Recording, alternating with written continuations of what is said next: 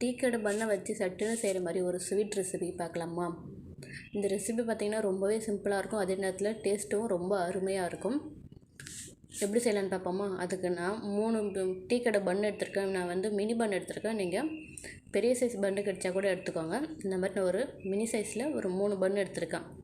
உங்களுக்கு தேவையான எந்த அளவுக்கு பன் வேணுமோ அந்தளவுக்கு எடுத்துக்கோங்க. இது ரொம்பவே சாஃப்டாகவும் இருக்கும். இப்போ இதை ஒரு ஓரமாக வச்சுட்டு இதுக்கு ஒரு சுகர் சிரப் தான் ரெடி பண்ண போகிறோம். ரொம்பவே சிம்பிளாக சுகர் சிரப் தான். நான் இதுக்கு வந்து 3/4 கப் சுகர் எடுத்திருக்கேன். இந்த 3/4 கப் சுகருக்கு ஒரு 3 கப்பு தண்ணி சேர்த்துட்டு, தண்ணி நல்லா கொதிக்கிற கேப்பில் 2 ஏலக்காயை தட்டி இது கூட சேர்த்துக்க போகிறேன். ஏலக்காய் நல்லா பொடியாக தட்டி சேர்த்துக்கோங்க. அப்போ தான் டேஸ்ட் இன்னும் ரொம்பவே சூப்பராக இருக்கும்.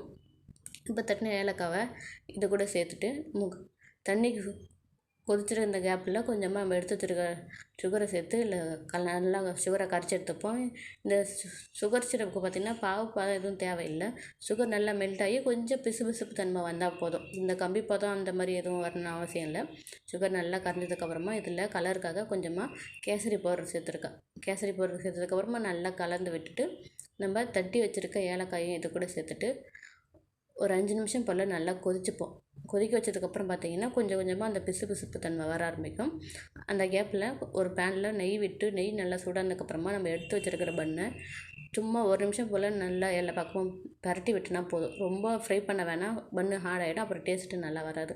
ஒரு நிமிஷம் போல் எல்லா பக்கமும் நெய் படுற மாதிரி நல்லா ஸ்ப்ரே பண்ணி எடுத்துகிட்டு இப்போ இதை கொஞ்சம் ஒரு நிமிஷம் ஆற வச்சதுக்கப்புறமா இந்த சுகர் சிரப் நல்லா கொதிச்சிச்சு. இதை வந்து ஒரு 5 நிமிஷம் நல்லா கம்ப்ளீட்டாக ஆற வச்சு எடுத்துப்போம். இந்த அளவுக்கு நல்லா பிசுபிசுப்பு தன்மை வந்ததுக்கப்புறமா ஸ்டவ் ஆஃப் பண்ணிவிட்டு இதை நல்லா ஆற வச்சு எடுத்துப்போம்.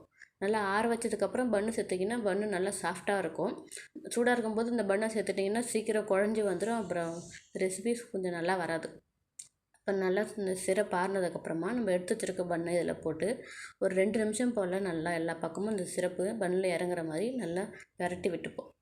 இந்த மாதிரி நல்லா பரட்டி விடுங்க. இந்த பன்னு வெயிட்டு கொஞ்சம் லெஸ்ஸாக இருக்கிறதுனால கீழே இறங்காது, அப்படியே மேலே தான் மிதந்துட்டுருக்கோம். நல்லா அப்படியே 2 நிமிஷம் போல் பரட்டி விட்டதுக்கப்புறமா ஒரு பிளேட்டில் மாற்றி வச்சுட்டு இந்த எடுத்து வச்சுருக்க சுகர் சிரப்பை மேலக்கம் கொஞ்சம் அப்படியே கொஞ்சம் இதில் ஊற்றி விடுங்க. இந்த ஊற்றி விடுறதுனால இந்த சிரப் பார்த்திங்கன்னா நல்லா பன்னுக்குள்ளே இறங்கி சாப்பிடும்போது டேஸ்ட்டு ரொம்பவே சூப்பராக இருக்கும். இப்போ இந்த சிரப்பெல்லாம் இல்லை மேலே கொஞ்சம் ஊற்றி விட்டதுக்கப்புறமா நீங்கள் வீட்டில் ஏதாவது நட்ஸ் இருக்கலாம், முந்திரி, பாதாம், பிஸ்தா அந்த மாதிரி என்ன நட்ஸ் இருக்கோ அதை அந்த மாதிரி பொடியாக கட் பண்ணி இது மேலாக்க தூவி விட்டு ஒரு 2 நிமிஷம் ரெஸ்ட்டு விட்டுட்டு அப்படியே எடுத்து கட் பண்ணி சாப்பிட்டு பாருங்களேன். குலோப் ஜாமுன் சாப்பிட்டா ஃபீல் இருக்குங்க. டக்குன்னு ஏதாவது ஸ்வீட் சாப்பிட்ணும் செய்யணும்னு நினச்சிங்கன்னா இதை ட்ரை பண்ணி பாருங்கள். ரொம்பவே சூப்பராக இருக்கும். ட்ரை பண்ணி பார்த்துட்டு எப்படி இருந்துச்சுன்னு கமெண்ட்டில் சொல்லுங்கள். நெக்ஸ்ட் வீடியோவில் பார்க்கலாம்.